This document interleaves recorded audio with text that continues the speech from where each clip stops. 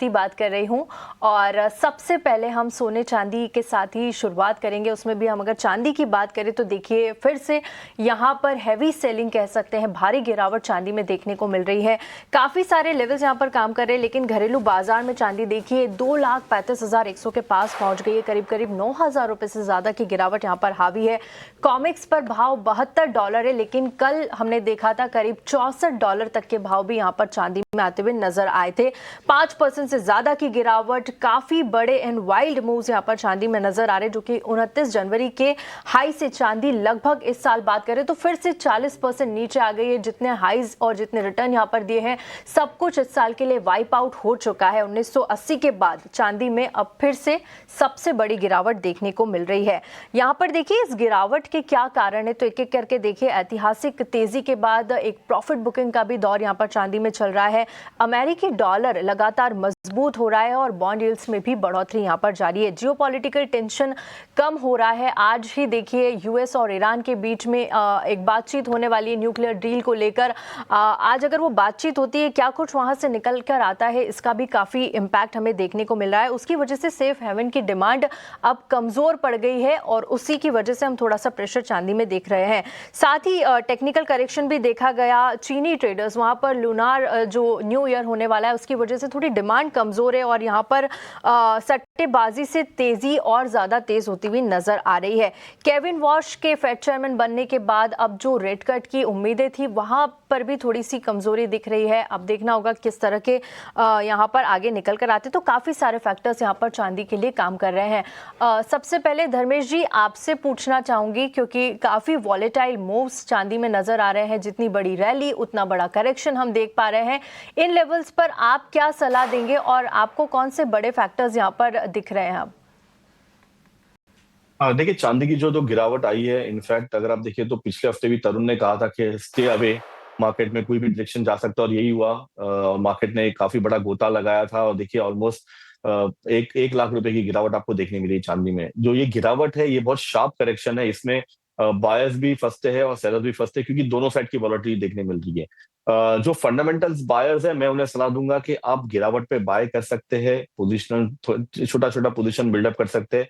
But जो स्पेक्युलेटर्स है उन्हें मैं रेकमेंड करूंगा कि अगर आप वेट एंड वॉच कर सकते हैं तो बेटर रहेगा, क्योंकि इतनी हाई वॉलेटिलिटी में आपके स्टॉप लॉस ट्रिगर होने के चांसेस काफी हाई हैं।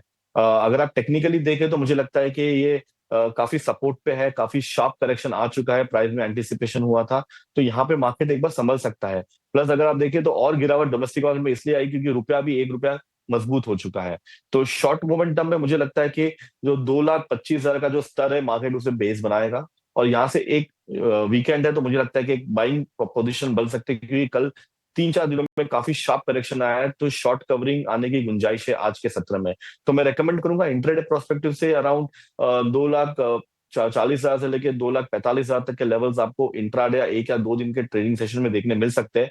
बट बहरहाल 2,25,000 के स्टॉप लॉस के बिना इसमें आप पोजीशन बिल्डअप कर सकते हैं बाइंग साइड में। और जो स्पेक्युलेटर्स हैं, मैंने रेकमेंड करूंगा कि आप वेट करें, क्योंकि दोनों साइड मूव होगा। बट शॉर्ट साइड में रहने की मेरी गुंजाइश काफी कम है, क्योंकि मार्केट ऑलरेडी काफी लुढ़क चुका है। तो यहाँ पे एक शॉर्ट कवरिंग आने की हाई प्रोबेबिलिटी है।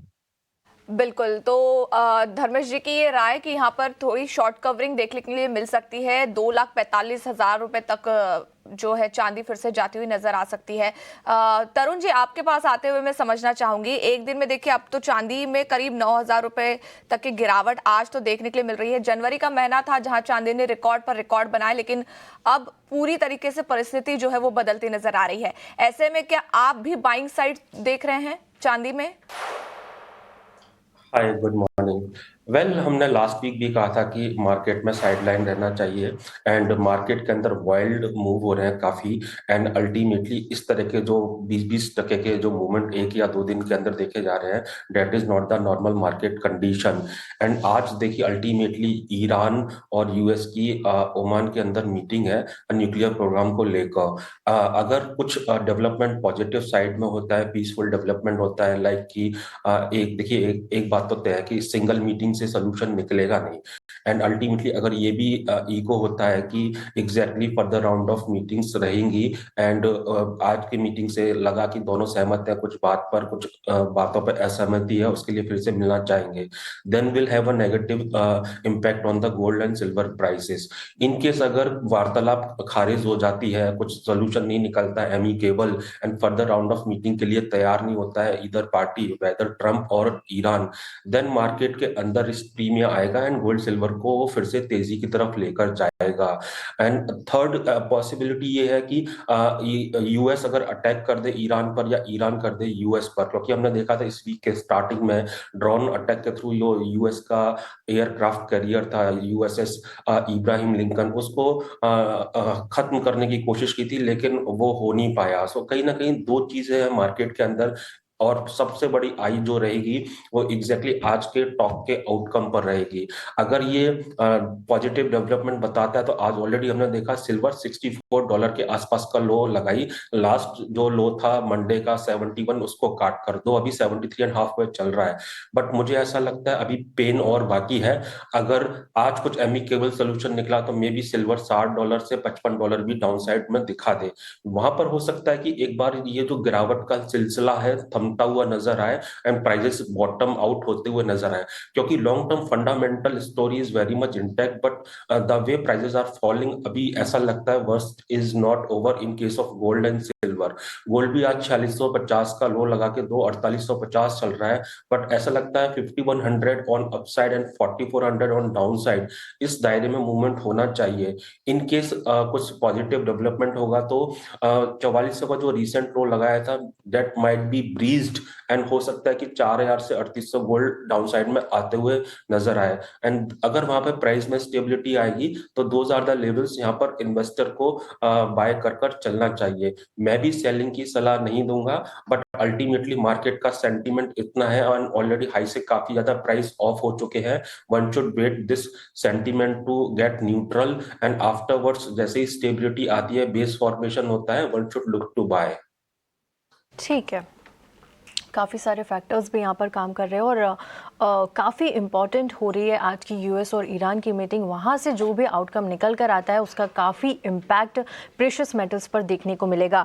अनुज जी, आपकी क्या सलाह होगी सिल्वर को लेकर? देखिए, जो जिस तरह की शॉर्ट सेलिंग थी आज वो काफ़ी अग्रेसिव थी, ये कोई ऑर्गेनिक बिकवाली तो लग नहीं रही थी। ट्रेडिंग वॉल्यूम 1.3 बिलियन ऑन्स तक पहुंच गया था, जो कि एक सेशन में लगभग 2 गुना तक यहाँ पर सप्लाई का कंसर्न बनता हुआ नजर आ रहा है। साथ ही शंघाई फ्यूचर्स एक्सचेंज की बात करें तो यहाँ पर असामान्य ट्रेडिंग देखी गई और लगभग 6 अकाउंट्स को यहाँ पर पोजीशन खोलने से रोक दिया गया। इसके अलावा भी शंघाई की जो सिल्वर इन्वेंट्री है वो घटकर 423 टन पर आ गई है, जो कि ऐतिहासिक रूप से बेहद निचला स्तर है।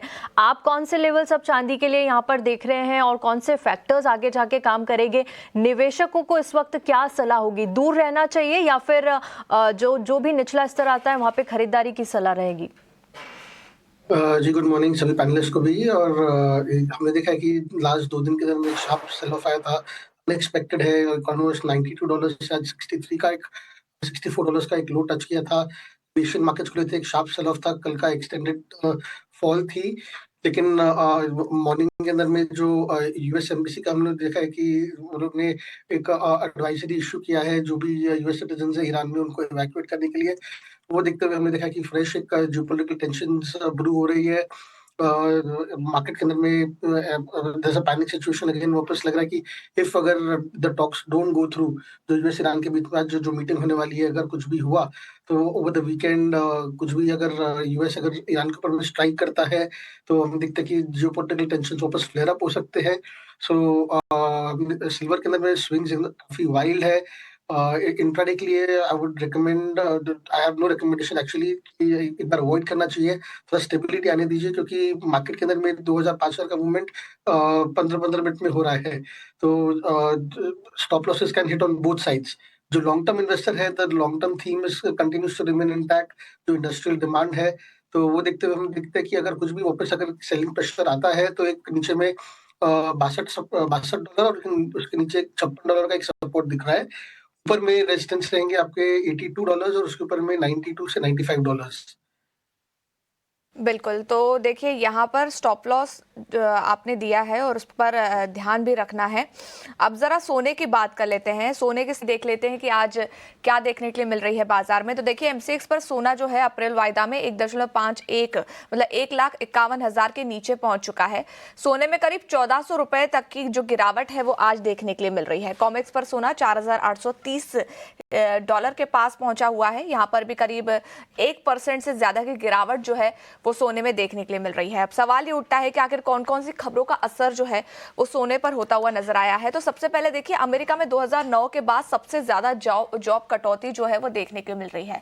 जिस तरीके से ट्रम्प जो है वो लगातार फैसले ले रहे हैं उसका असर कहीं ना कहीं जॉब्स पर देखने के लिए मिल रहा है। शुरुआती जॉबलेस क्लेम्स बढ़कर 2.31 लाख तक पहुंच गए हैं, जो एकाएकी कमजोरी के संकेत जो है वो देते नजर आ रहे हैं। एडीपी पेरोल डेटा भी अनुमान से कमजोर रहा है, ये भी एक और बड़ा फैक्टर रहा जो सोने पर कमजोरी जो है लाता दिख रहा है। कमजोर रोजगार आंकड़ों से फेड की रेट कट की जो उम्मीदें थी वो मजबूत हुई है।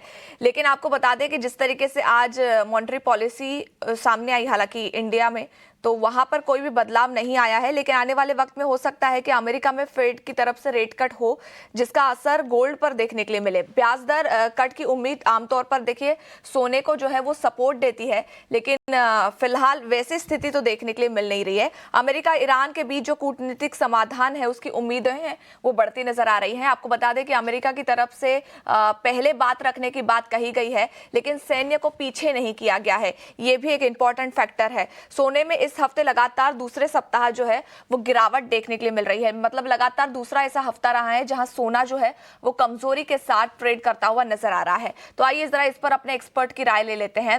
अनुज चौधरी जी, आपके पास आते हुए समझना चाहूंगी, सोने को आप किस तरीके से देख रहे हैं? क्या अब यहां से हल्की खरीदारी देखने के लिए मिल सकती है या फिर ये कमजोरी का जो दौर है 2 हफ्तों से देखने के लिए मिल रहा है हल्का, वो कायम रहेगा? जी, हम नॉर्मली देखते हैं कि गोल्ड एंड सिल्वर दोनों एक ही ट्रेंड के अंदर में मूव करते हैं। And silver being a high beta commodity, it जो जब तेजी होती है तब ज्यादा अपसाइड मूवमेंट देता है, जब करेक्शन आता है तो गोल्ड से ज्यादा गिरता है। और ये स्टोरी हमने लास्ट वीक से अभी देखी है कि जो सिल्वर है एक शार्प फॉल दिया है ऑन एमसीएक्स। ऑलमोस्ट एक कॉम्प्लेक्स भी देखेंगे तो एक $120 से ऑलमोस्ट एक $60 $64, तो ऑलमोस्ट एक 40-45% का एक करेक्शन आया था। गोल्ड के अंदर में भी गिरावट आई है, लेकिन कंपेयर टू सिल्वर इतनी गिरावट नहीं आई है। स्टोरी सिमिलर है अभी करंटली, बिकॉज जो जियोपॉलिटिकल टेंशंस है वो अभी प्ले आउट कर रहे हैं। तो long term story will continue to remain intact. Geopolitical uncertainty will continue. बिल्कुल बिल्कुल, यहाँ पर सही बात है कि सोने चांदी में अगर देखें तो चांदी की कंपैरेटिवली थोड़ी सी कम गिरावट सोने में देखने को मिली है। चलिए